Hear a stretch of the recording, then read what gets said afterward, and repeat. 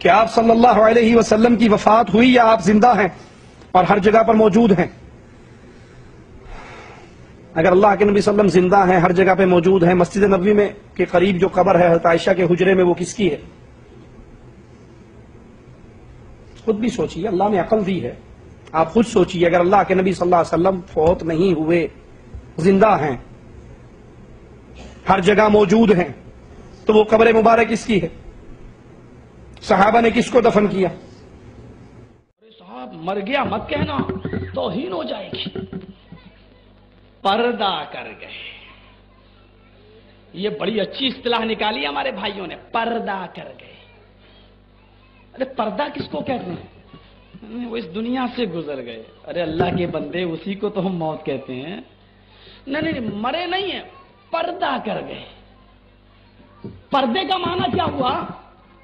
پردے کا معنی یہ ہوا کہ وہ زندہ ہیں لیکن ہماری آنکھوں سے اوجھل ہو گئے۔ ہماری آنکھیں اس دنیا میں دیکھ رہی ہیں، ہماری آنکھوں سے اوجھل ہو گئے کا مطلب اس دنیا سے اوجھل ہو گئے۔ ہاں، اس دنیا سے اوجھل ہو گئے۔ ارے اسی کو تو ہم کہتے ہیں وہ دوسری دنیا میں چلے گئے۔ نہیں، وہ اس دنیا میں اوجھل نہیں، پردہ کر گئے۔ تم کتنا ہی اچھا لقب لے لو، پردہ کر گئے، زندہ ہیں، باحیات ہیں، پردہ کر گئے، وصال کر گئے، وفات کر گئے، کچھ بھی کہو، ان کو زندہ ثابت کرنے کے لیے کتنے ہی اچھے القاب سے تم پکار لو، لیکن حقیقت یہ ہے کہ جناب محمد رسول اللہ اس دنیا میں موجود نہیں ہے۔ وفات پا چکے ہیں۔ واہ، آپ کا کیا خیال ہے اعلیٰ حضرت؟ زندہ ہیں تو آپ تو صحابی ہو گئے، پھر جائیے ملاقات کر کے آ جائیے۔ اعوذ باللہ، یہ بھی سمجھانا پڑے گا۔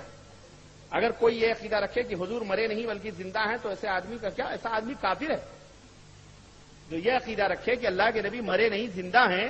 ایسا سیدنا صدیق اکبر نے بھی یہی وصیت کی تھی کہ میرا جنازہ پڑھ کے پھر حضور کے سامنے لے جانا اور سلام عرض کرنا۔ حضرت انس سے بھی روایت، حضرت علی سے بھی روایت ہے، حضرت صدیق اکبر کی وصیت تھی حضور کے پاس لے جانا اور حضور سے اجازت مانگنا، اجازت مل جائے تو قدموں میں دفن کر دینا ورنہ جنت البقیع میں۔ تو حضرت علی المرتضیٰ اور حضرت انس روایت کرتے ہیں کہ ایسا ہی ہوا کہ ہم نے جنازہ اٹھایا، پڑھا اور پھر حضور کے مواجہ انور کے سامنے رکھ دیا اور سارے ہاتھ باندھ کے عرض کرتے یا رسول اللہ ھذا ابو بکر یستاذنک، اے اللہ کے پیارے محبوب صلی اللہ علیہ وسلم، یہ ابو بکر ہیں، آپ سے اجازت طلب کرتے ہیں، آپ کی قربت میں دفن ہونے کا شوق ہے، ہمیں کیا حکم ہے؟ تو اس وقت حجرہ عائشہ تھا، یہ گنبد خضرا نہیں بنا ہوا تھا، صرف حجرہ تھا، اس کو تالا لگا تھا، چابی حضرت عائشہ کے پاس ہوا کرتی تھی رضی اللہ تعالی عنہ، تو تالا لگا ہوا تھا اور لوگوں نے رکھ کے یہ عرض کیا، تو پھر کیا ہوا کہ وہ تالا خود بخود کھلا، پھر کنڈی بھی خود بخود کھلی، اور پھر جو دروازہ تھا وہ خود بخود کھلا اور اندر سے آواز آئی اوصل الحبیب الی الحبیب لان الحبیب الی الحبیب مشتاق، یار کو یار سے ملا دو، یار تو پہلے یار کا انتظار کر رہا ہے۔ تو قبر انور سے یہ آواز آئی، حضور کے روضہ انور سے یہ آواز آئی، اور ہمارا عقیدہ ہے اور مسلمہ عقیدہ ہے اور تمام امت کا عقیدہ ہے کہ حضور اپنی قبر میں زندہ ہیں۔ یہ بعد میں فتنہ پیدا ہوا حضور علیہ السلام کے حوالے سے، یہ جو معاذ اللہ میری زبان وہ بوجھ نہیں اٹھاتی جو لوگ کہتے ہیں، یہ حضرت شیخ عبد الحق محدث دہلوی علیہ رحمہ نے لکھا ہے تتمہ مدارج النبوہ میں۔ آپ کہتے ہیں اللہ کا شکر ہے، بہت سارے معاملات میں امت میں اختلاف پیدا ہو گئے، لیکن اللہ کا شکر ہے کہ اس معاملے میں تو کوئی اختلاف نہیں کہ حضور اپنی قبر انور میں زندہ ہیں۔ یہ حضرت شیخ نے لکھا ہے، تو اس کا مطلب ہوا کہ یہ بعد کا اختلاف ہے۔ تو حضور علیہ السلام اپنی قبر انور میں زندہ ہیں۔ حضرت ابو درداء رضی اللہ تعالی عنہ نے جب آقا کریم نے درود و سلام کی ترغیب دی تو کہا حضور جب آپ انتقال کر چکے ہوں گے تو کیا ہم اس وقت بھی آپ پہ درود پڑھیں؟ تو حضرت ابو درداء نے جب حضور سے پوچھا، ابن ماجہ کی روایت ہے، تو کہا حضور جب آپ وصال کر چکے ہوں گے تو درود و سلام اس وقت بھی جاری رکھیں؟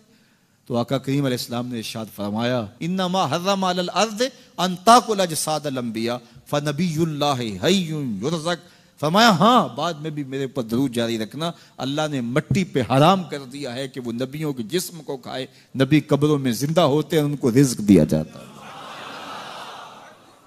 میرے حضور نے کہا نا ارسلت الی الخلق کافہ، میں تمام مخلوق کا رسول بنا کے بھیجا ہوں، تمام مخلوق کا، صرف انسانوں کا نہیں، تمام مخلوق، ارسلت الی الخلق کافہ، تمام مخلوقات کا رسول ہو تو حضور مٹی کے بھی رسول ہیں، تو کیا مٹی اپنے رسول کو کھا جائے گی؟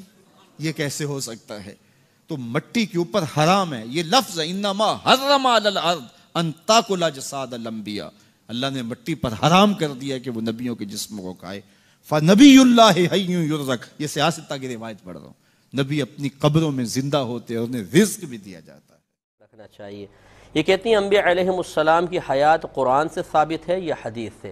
دیکھیں حدیث سے تو صراحتاً ثابت ہے، نبی کریم صلی اللہ علیہ وسلم نے صحابہ کرام علیہم رضوان سے ارشاد فرمایا کہ تمہارا پڑھا ہوا درود پاک میری بارگاہ میں پیش کیا جاتا ہے۔ کسی نے عرض کی یا رسول اللہ صلی اللہ علیہ وسلم آپ کی وفات کے بعد کیا ہوگا؟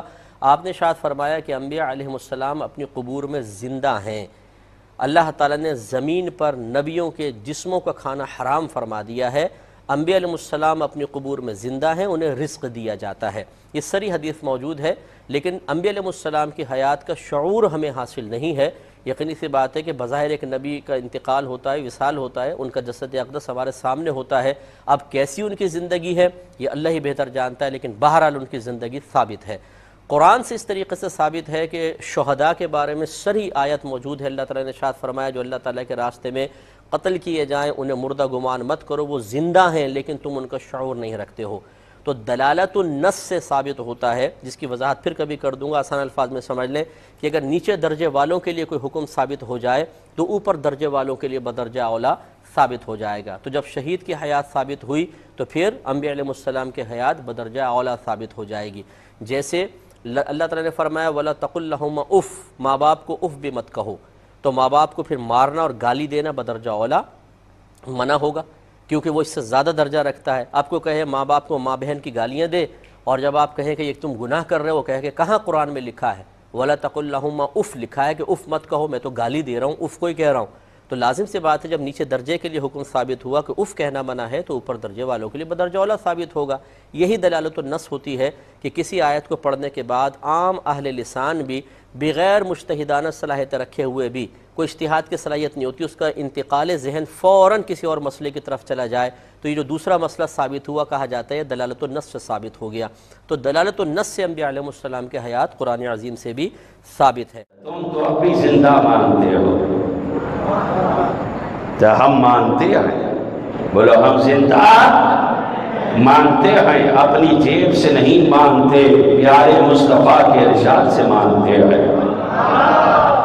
ارے شہید زندہ، شہید تو میں اور آپ بھی ہو سکتے ہیں، جن کی نہ عمل کا کوئی ٹھکانہ ہے، نہ سجدوں کا کوئی ٹھکانہ ہے، نہ روزوں کا کوئی ٹھکانہ ہے، شہید تو ہم بھی ہو سکتے ہیں۔